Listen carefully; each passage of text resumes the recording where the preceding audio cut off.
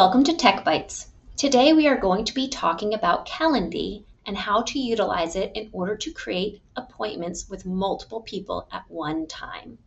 Let's get started. The first thing that you're going to want to do is visit calendly.com in order to create an account. You can sign up with your Google account and it'll walk you through the steps of setting up the account and also integrating and sharing with your Google Calendar.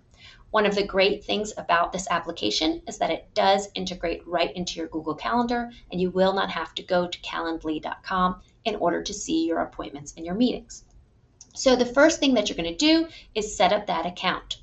When you are setting up the account, something to note is that it is going to ask you if you want to set up the account for an individual or if you would like to create a team account.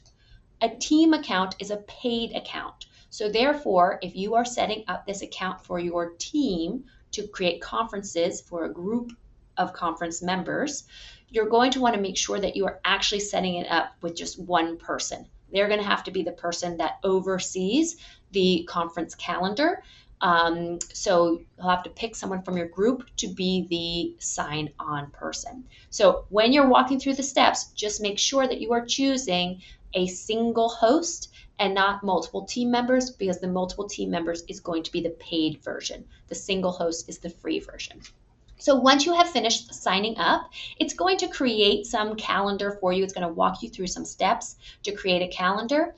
I like to start from the beginning, so we're just going to walk through those steps right now. So on the left-hand side, you'll see a bunch of menu items, and you will also see your scheduling section right here in the dashboard. And we're going to start off by creating a new event type. This new event type is going to be a group event where we have one host with multiple invitees. The whole purpose of Calendly is that you are going to be able to have a conference time slot that has multiple attendees selecting the same time slot. That's the only negative of Google Calendar Appointment Scheduler, is it does not allow you to have multiple attendees for one time slot, and Calendly does.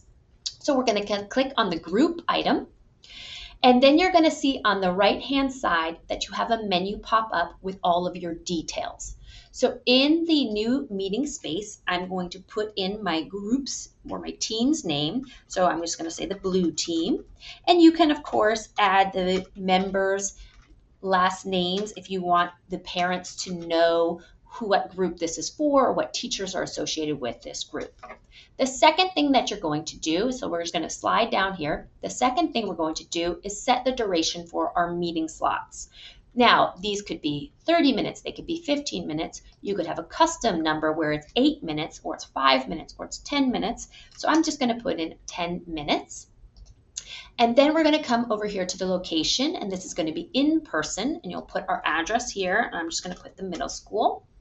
And now we're going to set our availability. The availability is what is going to allow you to actually schedule the time frames. So you have two options. So I always like to come here and click on this little edit schedule. We of course don't want Saturday or Sunday, but you have two options where you can actually set them by days of the week. So Mondays, Tuesdays, Wednesdays, Thursdays, Fridays, or you may want to set date-specific hours in which you are picking a date and then putting those hours there.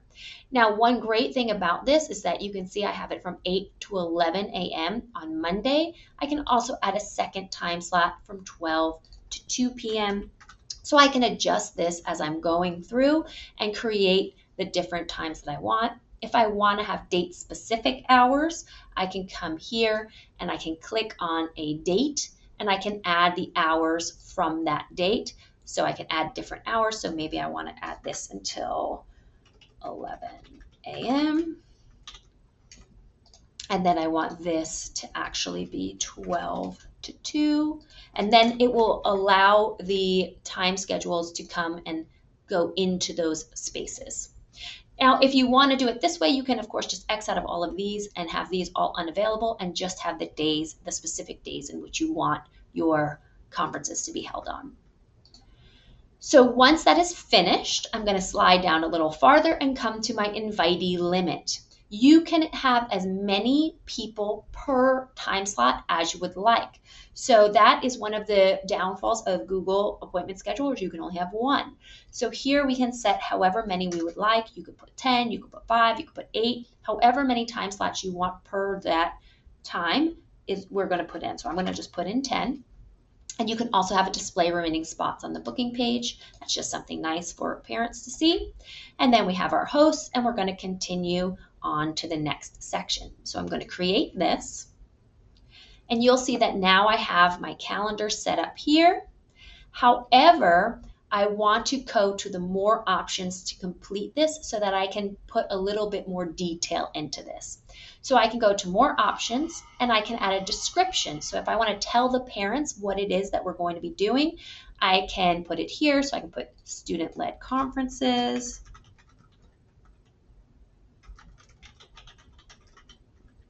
Sign up for one time slot.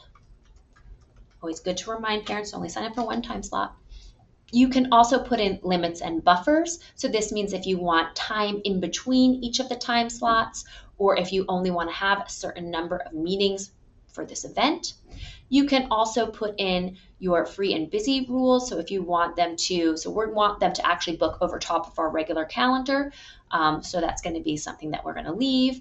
And then also your booking page options. You can have this changed as well. But really the most important thing is here in the invitee form. So in the invitee form, it's going to ask for the person's name and email address. I would suggest adding an additional question that actually is the student's name. Some parents do not have the same last name as their student, so it can get confusing if the parent is just signing up and you're not sure which student it's for. So I would just put this and make it required, and only just do a one line, just so that when they're filling it out, they have that option to put it in there. And then when you get the request for the time slot, it's actually going to say which student it is for. We don't need payment, but we will want to do notifications and workflows. So notifications and workflows just allows you to automatically have an email confirmation, also an email cancellation, and we want to turn email reminders on so that we can actually send out an automatic reminder 24 hours before the event. Okay, so that's just a really good one to put on there. And then this is just information about your confirmation page and how to have that going. So once we save the changes, we have completely set up our Calendly, and it's going to be good to go. So all we have to do then is copy the link. And once we copy the link, we can send that link out to the parents and they can sign up at their leisure for the Calendly appointment. As soon as a parent signs up for an appointment, it is going to show up on your Google Calendar.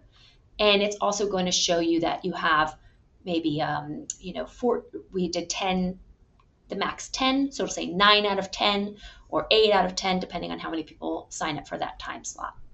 And that's all. If you have any questions, please feel free to reach out and I can help you get started. Have a wonderful day.